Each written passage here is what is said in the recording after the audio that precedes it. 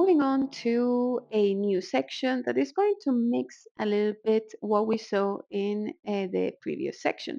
In this section, we're going to be checking letters that do not only have multiple pronunciations, but also letters that do not have a corresponding sound in Latin languages or Germanic languages. Now, when this happens, our duty as writers gets quite complicated because if we are trying to write a letter that exists بالعربي but that does not have a corresponding sound بالإنجليزي أو بالألماني أو بالإسباني, then what letter do we use to transcribe it, right? So we have three different options when we come across this type of letters. Either we're going to use letters that sort of resemble their sound, or we're going to use a combination of two letters that sort of more or less resemble the sound, or we're going to be using numbers.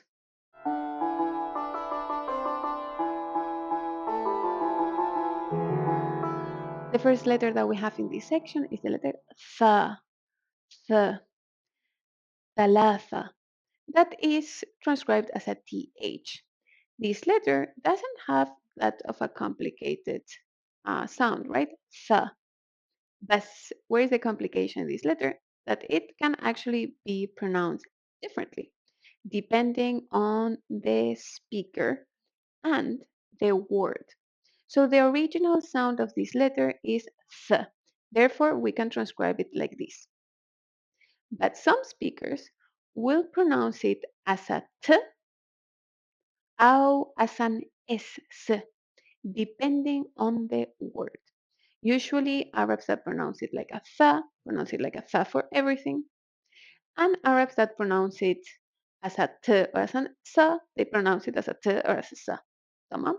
Now, how do I know if it's a t or an s, its pronunciation? Well, when its pronunciation is a t, Arabs usually in Arabic, they write it directly as a t. So you will transcribe it as a t.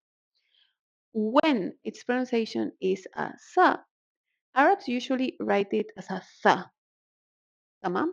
So in our transcription, we may find the th or directly again the s.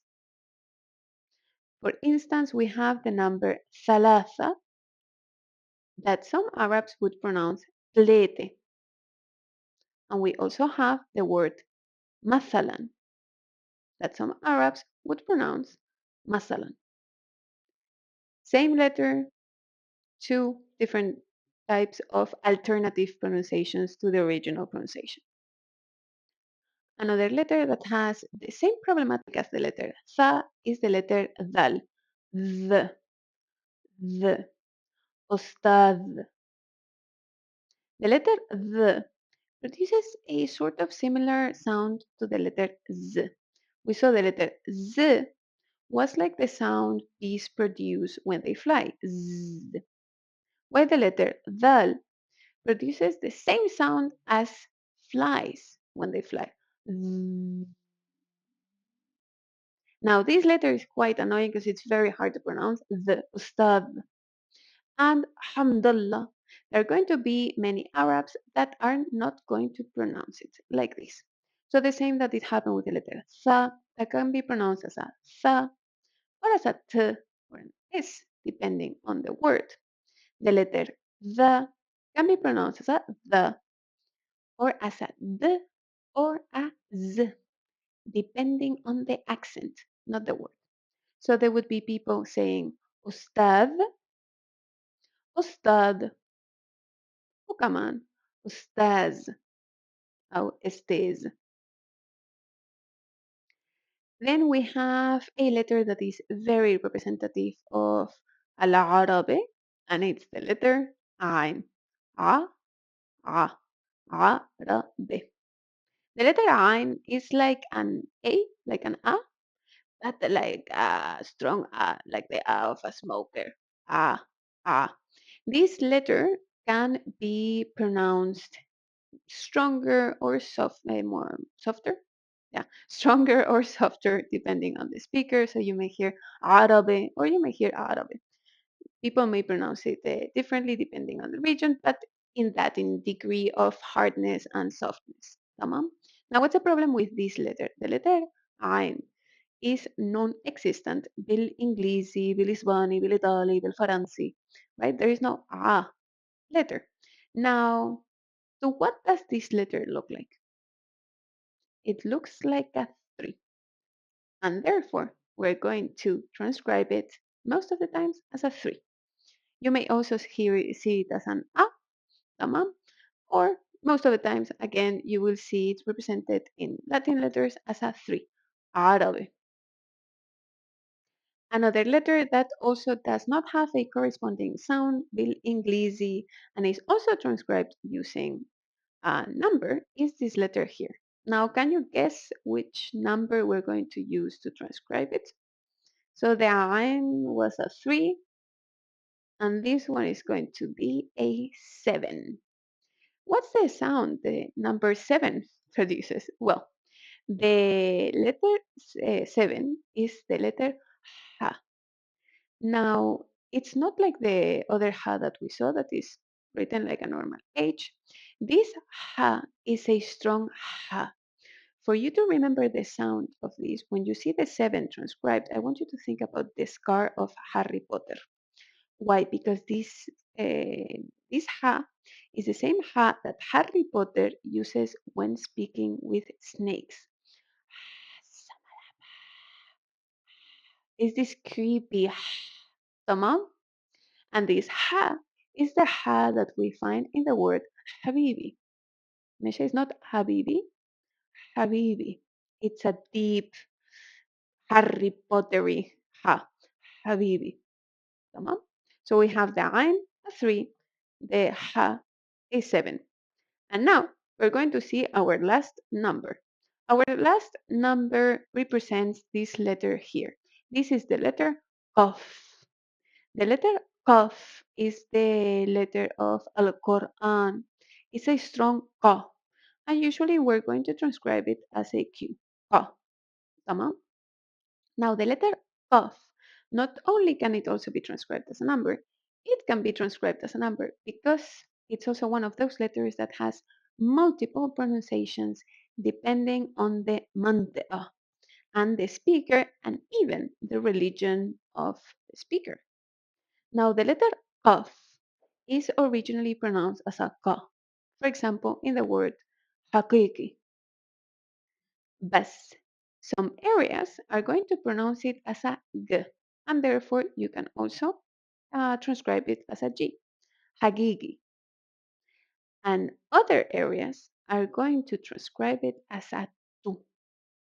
Now, what is the sound of the number 2? The number 2 produces a sound that can only be explained as a guttural stop. This is the same sound that the Scottish people produce when they are pronouncing the letter T. Like, for example, in Scotland, with my perfect Scottish accent, it would be Scotland. Is that Scotland? Tamam? A guttural stop. Now, the letter 2, or the cough, can be pronounced as this uh, in certain regions. So we're going to see it transcribed as a 2. So, for example, this word could be transcribed as hakiki, hakiki. Oh, ha'i'i, ha'i'i. You see the ha'i'i. Tamam? Suit yourself, the one you like best. And in this last section, we're going to see letters that are transcribed with normal letters, though they do not have a equivalent letter بالإنجليزي أو بالإسباني. And these letters they don't have an equivalent version because they are letters that produce the same sound as other letters we've seen, though as if we had something hot inside our mouth. What does this mean? In Arabic, we have two different types of S. We have the normal S, مثلا shams, and then we have the sa, sabun, the s, sa, sabun. This sa is going to be transcribed as a normal S. Sometimes you may see it in capital letters. And it's basically an S that you pronounce as if you had something hot inside your mouth and you were trying to say it. Oh, so, sabun, so. So we have this set of letters that they correspond with letters that we already have seen. They're transcribed in the same way, though their pronunciation is a little bit hotter. So we have the normal sa, and then we have the so, sabun. We have the normal d, and then we have the da, do. We have the normal t, and then we have the ta, batata. And then we have the th. We saw the dal, like in the word ustad, was going to be transcribed as a th, but many Arabs were going to pronounce it as a d or as a z. The same is going to happen with the letter the. The letter the hot version of the, is going to be pronounced differently, not depending on the speaker, but depending on the word. So the speakers that don't pronounce the, they're going to be pronouncing it in two different ways depending on the word. Either they will pronounce it as a the, so a hot the, like in the example of the city of Abu Dhabi. Abu Dhabi can be pronounced as well Abu Dhabi. In the case where we pronounce this letter as a the, we may directly even write it as a the. So we're not even going to notice. But it can also be transcribed and pronounced as a z, like in the word mazboot. Mazboot can also be pronounced mazboot. So both letters can be pronounced in the same way by certain speakers. أستاذ مزبوط. Oh, خلاص الحمد لله. We have 28 letters بالعربي and at least half of them have 7 different types of pronunciations. Now, don't hyperfixate on this. This is just a video to show you the diversity in Arabic. You can find trillions of pronunciations for the same letter. The most important part is that you choose the way you feel more comfortable pronouncing the letters, that you identify them when they are written in transcription. And bus, if you want to learn how to write these letters, you have a set of videos that where we help you learn shway shway, little by little, how to write and read every letter as well as how to pronounce them.